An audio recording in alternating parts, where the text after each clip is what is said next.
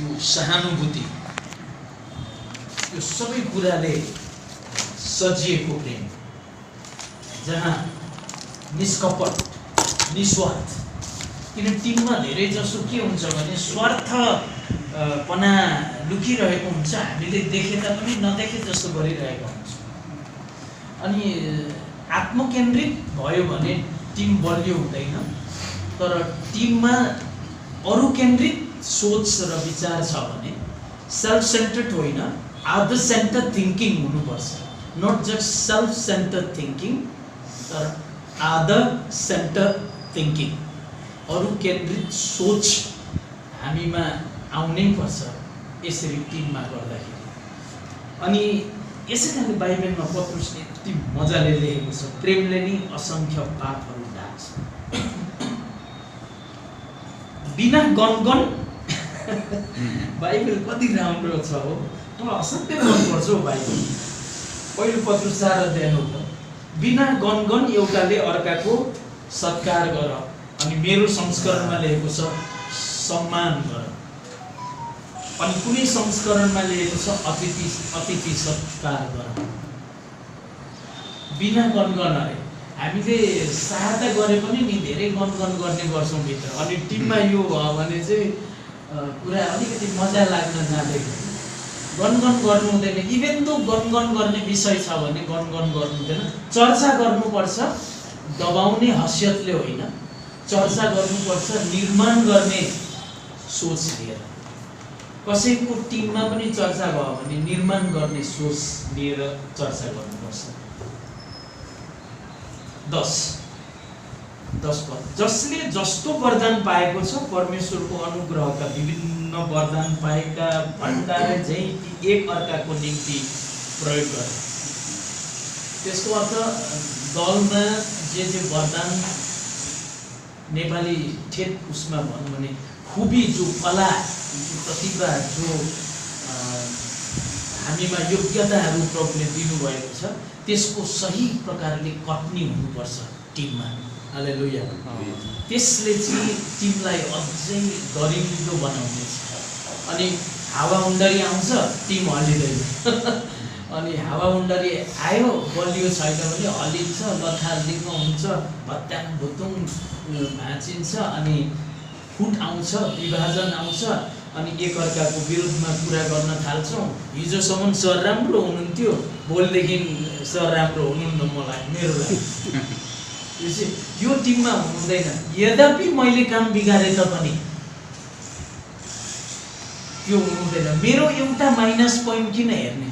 टिममा नि माइनस पोइन्टलाई हेर्नु हुँदैन, टिममा प्लस पोइन्टलाई हेर्नु। यो हमेसा याद गरौँ हामी सबैले। तपाईँहरू पास्टरहरू हुनुहुन्छ, अनि मलाई बडो इज्जतको साथ यो कुरा यहाँहरूको बिचमा राख्दैछु। टिममा माइनस पोइन्टलाई मात्रै हेरिरहेका छौँ भने प्लस पोइन्ट भएको त्यो कुरालाई, अवस्थालाई कट्नी गर्न सक्दैन। जब तपाईँले कट्नी गर्न सक्नुहुन्न प्लस पोइन्ट टिममा भएको, तपाईँ असफल अगुवा बन्नुभएछ। किनभने बाइबल पत्रुसले यति गहिरो रूपमा, अनि म लास्ट पद पढ्छु 11 पद, यदि कसैले बोल्दछ भने परमेश्वरको वचन बोले जस्तै त्यसले बोलोस्। यदि कसैले सेवा गर्छ भने परमेश्वरले दिनुभएको शक्तिद्वारा त्यसले त्यो गरोस्। यस हेतुले कि सबै कुरा येशू ख्रीष्टद्वारा परमेश्वरलाई नै प्रशंसा होस्, उहाँलाई नै महिमा र पराक्रम सदा सर्वदा होस्। यो हाम्रो सङ्कल्प, यो हाम्रो समर्पण। किनभने जे पनि गर्छौँ हामी दलमा, हाम्रो लागि होइन, मेरो लागि होइन, तर परमेश्वरको महिमा। यो सोच हुनेमा धेरै धेरै धेरै धेरै धेरै राम्रो हुनेछ। अनि कसैले सराहना गरेनन्, अरे मलाई उठाएनन्, मलाई मौका दिएनन्, पास्टर बाउले, लिडर्सले मलाई मौका दिनु भएन, म पनि पास्टरै हुने भनेर सानो कुरा मनमा खेलाउँदै खेलाउँदै खेलाउँदै अनि यहाँ आइसकेपछि तितो अनुभव हुन्छ। अनि त्यसले गर्दाखेरि मेरो सही मूल्याङ्कन भएन भनेर हामीले सोचिरहेका हुन्छौँ टिममा। डेन्जर कुरा मैले आज जति कुरा भन्दैछु नि प्र्याक्टिकल यो एभिन्युजहरू, यो प्र्याक्टिकल सम्पत्तिहरू, व्यवहारिक कुराहरू जसले हामीलाई एक कदम विश्वासका पाइलाहरू सार्नमा मद्दत पुर्याउनेछ। अनि यस्तो कुरा मलाई यो त्यही कारणले यो टुक्काहरू पनि साह्रै मनपर्छ मेरो लागि। यो मैले हमेसा लेख्छु। अनि हितोपदेश चाहिँ नि तुक्कै नै हो मेरो लागि। हितोपदेशमा जे लेखिएको छ नि तपाईँले हेर्नुहोस् न, हितोपदेश मजाले पढ्नुभयो भने नि तपाईँ साहित्यकार बनिहाल्नुहुन्छ। यहाँ फुलको काम फुल्ने हो, अरू के हो? फुलको काम फुल्ने हो, फुलिरहन्छ, फुलेन भने फुल होइन भन्छौँ हामी, राइट? फुलिरहन्छ, फुलेन भने फुल होइन भन्छौँ र त्यसलाई सफा गरिदिन्छौँ हामी। यसको यो बेकार, यो त यसले यत्रो खर्च गरेर लगायो, फुलेन भनेर त्यसको मूल्याङ्कन पनि हामीले त्यतिखेरै गरेर त्यसलाई हामीले नाश गरिहाल्छौँ। फुलको काम फुल्ने हो, फुलिरहन्छ, सबैले भनेर फुलिरहन्छ। तपाईँ पनि दलमा फुलिरहनुहुनेछ, फुलिरहन्छ। मेरो वासनाको मूल्याङ्कन भएन भनेर कसकस गर्दैन, बुझ्नुभयो नि? फुलको काम फुल्ने हो, फुलिरहन्छ, मेरो वासनाको मूल्याङ्कन भएन भनेर कसकस गर्दैन। टिममा यो क्यारेक्टर हुनैपर्छ।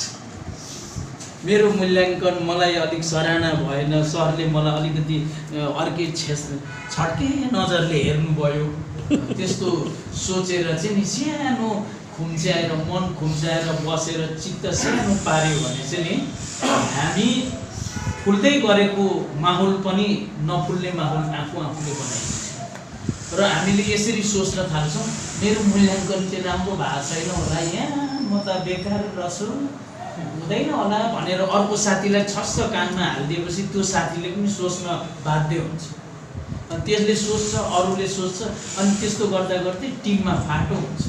त्यसपछि मैले सिकेको कुरा नि म टिममा नि एकदमै होचिन पनि सक्छु, नाटकीय रूपमा होस् या सच्चाइमा होस्, झुक्न सक्नुपर्दछ। आमेन।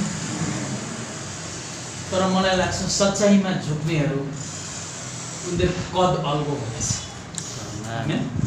अनि यो साह्रो छ, मलाई भन्न सजिलो छ। अङ्ग्रेजीमा भन्छ it is very easy to instruct to someone but it is very difficult to follow after that instruction. Instruct गर्न सुविधा छ, तर त्यो इन्स्ट्रक्सन अनुसार स्वयंलाई जिउन गाह्रो पर्छ। त्यसै कारणले मलाई लाग्छ मलाई पनि गाह्रो पर्छ, मैले पनि सिक्नु परेको छ। सिक्ने प्रक्रिया क्रमलाई जारी राख्नु परेको छ, मैले सधैँ नै जारी राख्नु परेको छ। यो एउटा अर्कैतिरबाट ल्याएछु। हाम्रो व्यवहार गणितको शून्य जस्तै हुनुपर्छ। हाम्रो व्यवहार गणितको शून्य जस्तै हुनुपर्छ। टिममा नि सबभन्दा ठुलो कुरो के हो भन्दाखेरि रिलेसनसिप अनि क्यारेक्टर चाहिँ जग हो। यो क्यारेक्टर जो छ नि जग हो टिममा। अनि हाम्रो व्यवहार गणितको शून्य जस्तै हुनुपर्छ। जुन आफैमा मूल्यवान त हुँदैन, शून्यको मूल्यवान हुन्छ। जुन आफैमा मूल्यवान त हुँदैन, तर अरू सङ्ख्यासँग जोडिँदा त्यसको मूल्य बढाइदिन्छ। हालेलुया। कति राम्रो कुराहरू लेखेछ। शून्यलाई हामीले कस्तो त्यस्ता टिममा ती शून्य झैँ मान्छे व्यक्तित्वहरू हुन्छन्, तर तिनीहरूको पनि मूल्याङ्कन सही रूपले गर्न सक्नुपर्छ टिममा। आमेन। अनि त्यसरी काम गर्यो भने नि असाध्य प्रकार, अघि पत्रुसले भने जसरी हामीले हाम्रो लागि होइन, अघि सरले यहाँ यो देखाउँदै हुनुहुन्थ्यो मलाई जुन प्रकारले उहाँले तयारी गर्दै हुनुहुन्छ। मैले यसो सरको कुरा सुनेर पनि यो सबै प्रभुकै महिमाको लागि हो। आमेन। किनभने चेला बनाउनु भनेको चाहिँ नि प्रभुको महिमाको लागि हो नि त, अरू कुनै कारणहरू त्यहाँ छैन। अनि मलाई लाग्छ हाम्रो जीवन पनि अरूसँग जोडिँदा उसले ऊर्जा पाओस्, हौसला मिलोस् उसलाई। उसले अझै काम गर्ने जमर्को कस्न सकेको होस्। आमेन। टिममा यो हामीले याद गर्नुपर्छ। अरू मसँग 10 मिनेट समय रहेको रहेछ, म तपाईलाई पढिदिन्छु मात्रै, याद गर्नु होला। एकदम इम्पोर्टेन्ट यो। मैले 3 दिनको सेसन एकैछिनमा 10 मिनेटमै पढेर सुनाइदिँदैछु, जो एकदमै इम्पोर्टेन्ट छ। यो प्राय हाम्रो एक्सपिरियन्समा यताउता तानेर अरूसँग कन्सल्ट गरेर हामीले डेभलप गरेको यो फर्मेट छ। अनि यसलाई हामीले धेरै साल, 11 साल भइसक्यो चलाएको। दलमा हुनुपर्ने आन्तरिक गुण अथवा चरित्रहरू एकदम इम्पोर्टेन्ट छ। टिममा हुनुपर्ने आन्तरिक गुण भनेको त्यो भ्यालुजहरू, कोर भ्यालुज, जो हाम्रो क्यारेक्टरसँग सम्बन्धित कुराहरू, त्यो चरित्रहरू दलमा हुनुपर्ने ती चरित्र आन्तरिक गुणहरू यस्तो हुनुपर्छ। सुन्नुहोस्, पहिलो, वचन र क्रियाको इमान्दारीपनमा हामी विश्वास गर्दछौँ। दोस्रो क्रोनिकल 20 अध्याय 20 पदमा तपाईले कोर्न सक्नुहुन्छ। ठिकै छ, नहेर्नुहोस् बाइबल, अहिले घरमै हेर्नुहोस्। असाइनमेन्ट, वचन र क्रियाको इमान्दारीपनमा हामी विश्वास गर्छौँ। जब हामी टिममा आउँछौँ नि, हामी कसैलाई हेरेर आउँदैनौँ, तर वचनलाई नै हेरेर आउँछौँ। आमेन।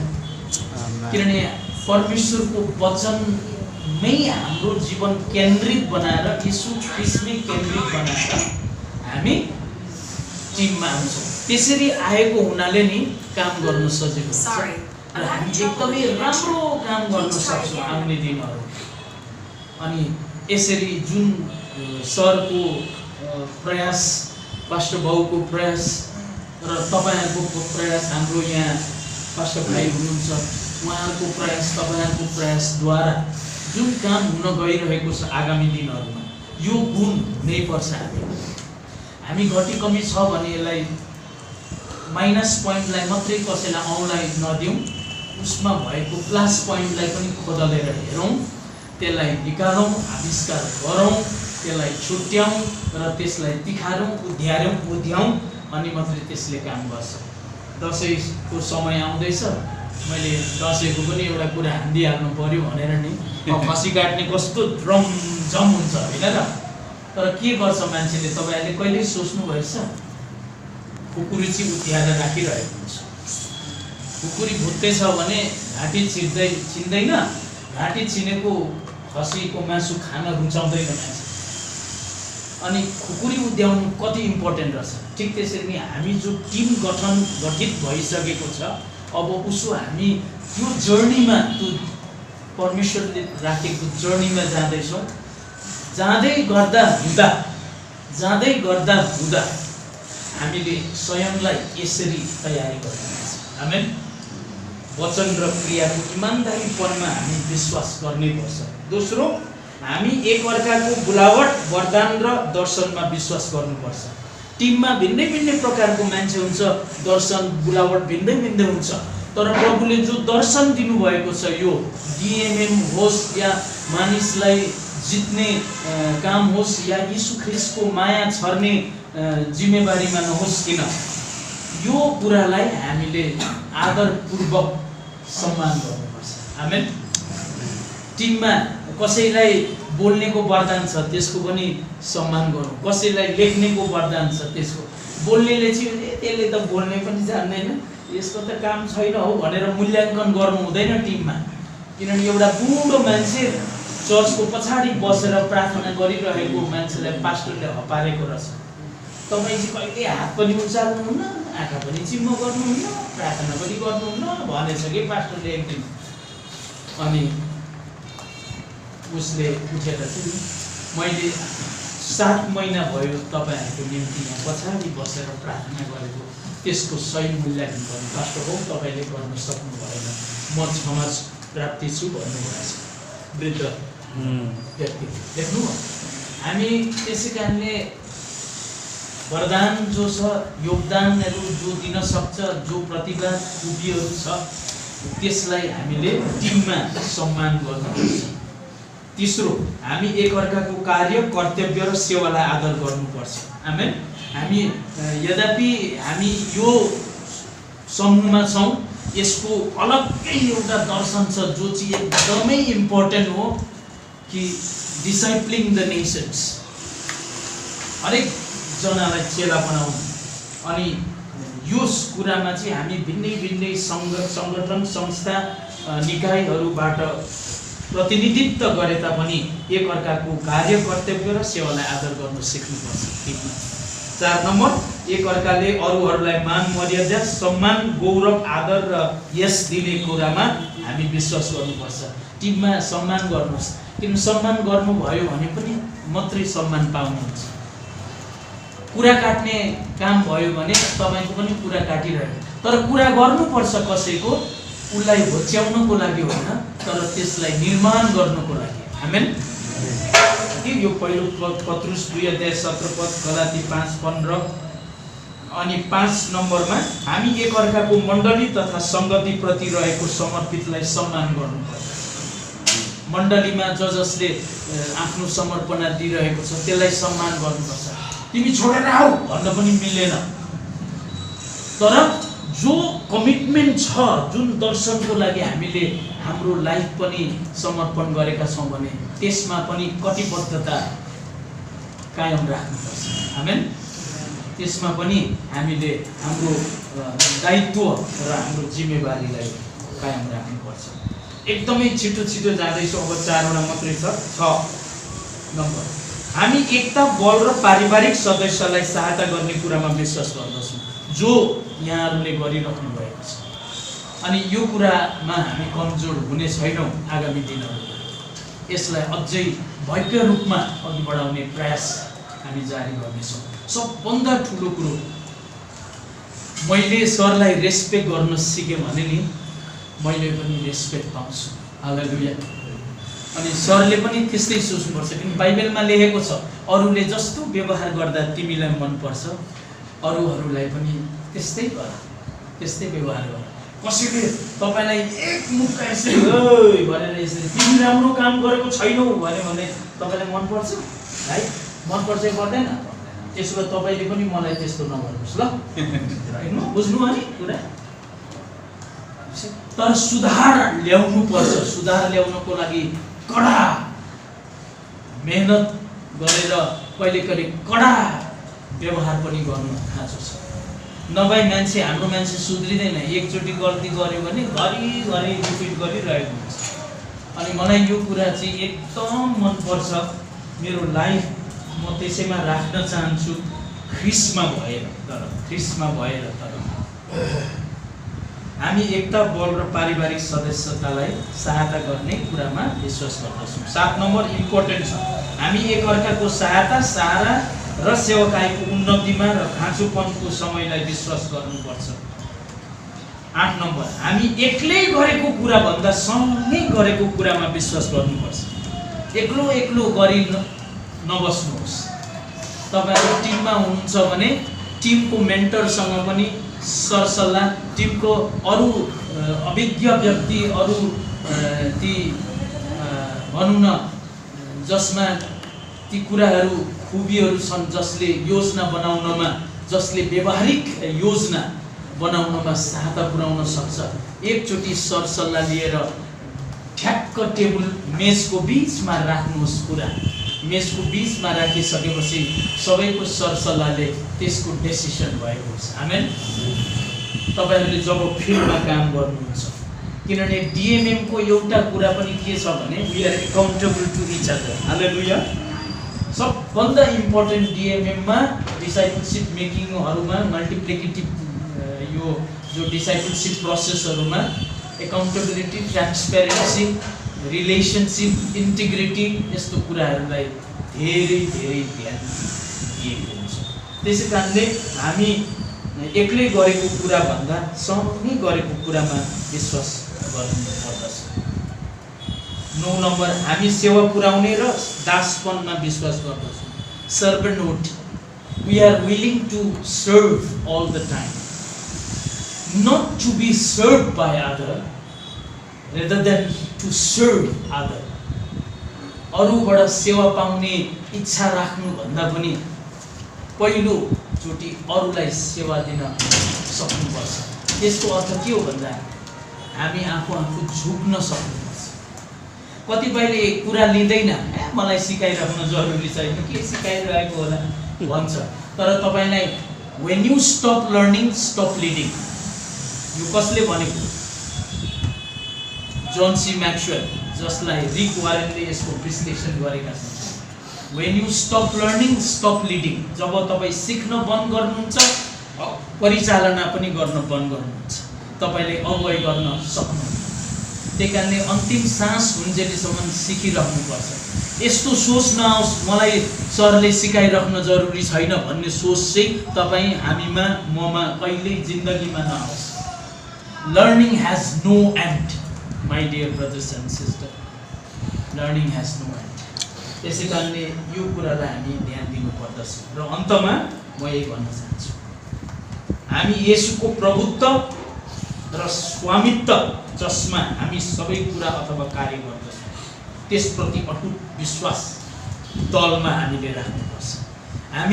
हाम्रो प्रभु त हाम्रो सोभरेन गडको परमेश्वर म होइन, सर पनि होइन, तपाईँ पनि होइन। हाम्रो मेन जो हुनुहुन्छ, जसले राज र शासन गर्नुहुन्छ, उहाँ चाहिँ ख्रीष्ट येशू हुनुहुन्छ। राजालाई राजाको ठाउँ दिउँ, प्रजालाई प्रजाको ठाउँ दिउँ। हालेलुया। टिममा यो सिक्नै पर्छ, राजालाई राजाको, अनि टिममा मेन्टरलाई मेन्टरको स्थान दिउँ, मेन्टरको स्थान खोज्ने प्रयास नगरौँ। कोच फुटबलको हिजो मजाले भन्नु भने, अब सुनिल छेत्री अहिले नि कोच बन्यो भने कोच हुँदा हुँदै बन्न चाह्यो भने नि भोलि टिमबाट बाहिर। कति कडा छ उनीहरू। हामी त इसाईहरू अनुग्रहले भरिएको चाहिँ कडा गरे पनि एकछिन पछाडि मन घोचेर नि भाइ हिजो यस्तो भयो, लो है लो सँगै गरौँ है भनेर हामी कसरी ल्याउँछौँ मान्छे। तर सेकुलर पोइन्ट अफ भ्यूमा हेऱ्यो भने त्यो छैन, निस्क्यो त निस्क्यो।